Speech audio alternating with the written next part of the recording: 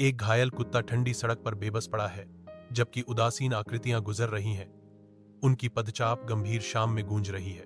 माया school से लौटते हुए रुकती है।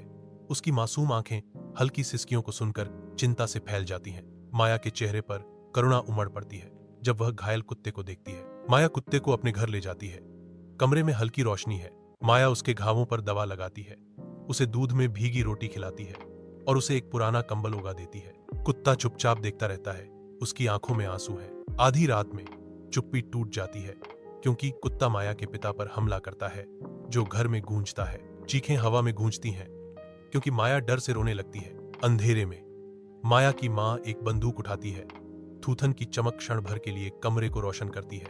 एक अकेली गोली गूंजती है, जो डर और बलिदान की पराकाष्ठा है। सुबह एक गंभीर दृश्य का अनावरण होता है। एक वफादार कुत्ता खून के पूल में स्थिर पड़ा है, जो बलिदान का एक मौन प्रमाण है। कुत्ते के बगल में एक नोट पड़ा है। मैं माया को बचाना चाहता था। उसके पिता हर रात उस पर हाथ उठाते थे। मैं वफादार था, अंत में भी।